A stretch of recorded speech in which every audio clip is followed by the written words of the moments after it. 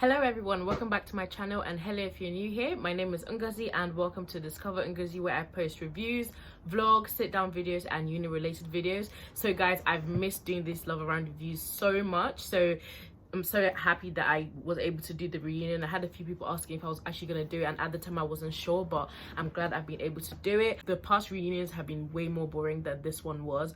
But first of all, I felt like it was nice to see Ian's face. We were so used to hearing his voice like when he's narrating, so seeing him again was like, because after a while you forget that he's like a real person. He's such an animated guy. But yeah, that's one of the things I wrote down. The first thing I was like, oh, it's nice to actually see Ian's face and not hear his voice all the time. I feel like it was kind of a shame that Jake didn't come, and apparently he's ill, but like who actually knows, he might have just avoided it because it was just awkward. In general, it was quite awkward, the whole reunion, because they had to speak about things that they didn't want to speak about and things that they've moved on from. But yeah, I felt like, to be honest, Liberty being there was enough, because like Jake and Liberty, one of them being there was enough for them to speak about their situation.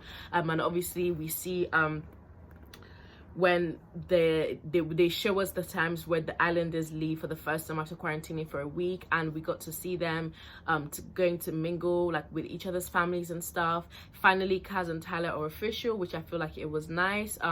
He asked her where, like, in the midst of like his family and her family and stuff, and finally their girlfriend and boyfriend, because a lot of people were trying to say that they weren't as strong, or like he wasn't that into her because they weren't boyfriend and girlfriend yet. So I hope that that would be, you know, that would be clear to people that they actually did have something. For some reason, I don't know if you guys noticed this, but for some reason I feel like all of them literally looked better like on the outside after their 1 week of quarantine than they ever did on TV. Like they all looked fresher, maybe because they now at home and they can dress how they want and all of that stuff and like not worry about it. Maybe that's why.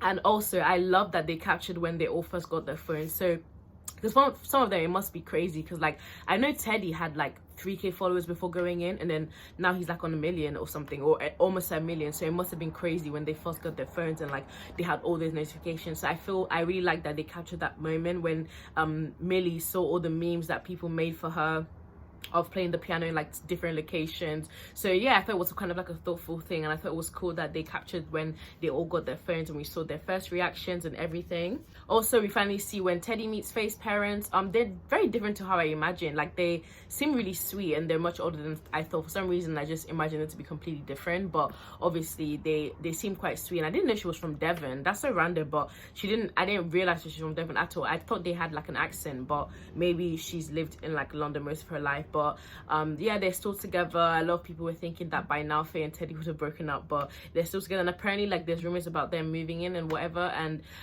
it seems like from what the clip we saw anyways, it seems like Teddy got on with her family and stuff. But yeah, her parents seem a lot calmer than I expected them to be. Obviously gets to the reunion.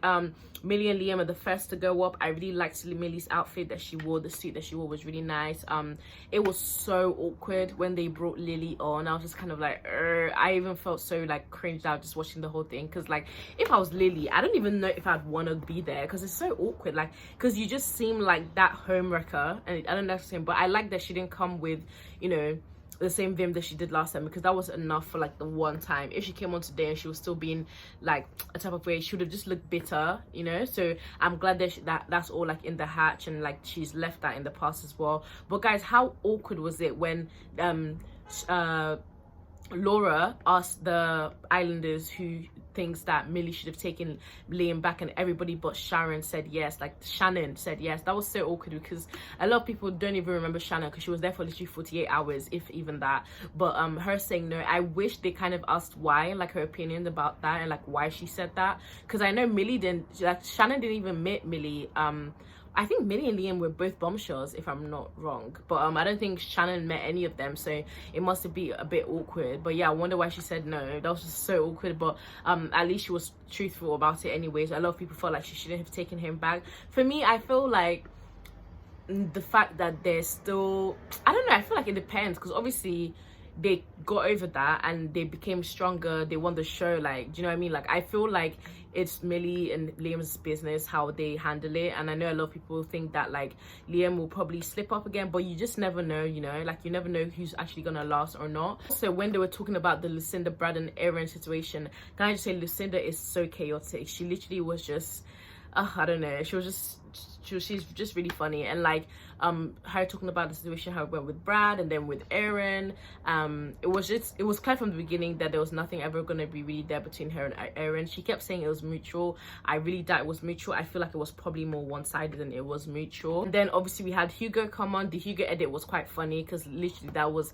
how his Love Island journey went. People trying to, you know, get to know him and him just shutting everyone down. The only person he actually really liked was Chloe, and obviously she didn't reciprocate those feelings. But one thing I did notice, guys, and I don't want to be that person, but if I'm gonna be that person, because it's like not, it's just awkward, like not, it was so obvious to spot, but like all the finalists all got the hot seats, but like Kaz and Tyler didn't. And I felt like, because Millie, Lily and Liam had their conversation, so I thought like Clarice, Kaz and Tyler will be put on the hot seat as well, the same way Millie, Lily and Liam did, and like literally everyone else that had like exes in the villa. So I was just kind of like, why did they literally have like 2 minutes? Like, this is the thing, like when people do this, people are like, oh, it's not always about that, blah blah blah, but like these things happen. That's why we talk about it. Like, they're literally the only couples who were finalists who didn't get to be on the hot seat. You can't say that that's not strange. Like, not everything is coincidental. Like, that's not coincidence. I don't know why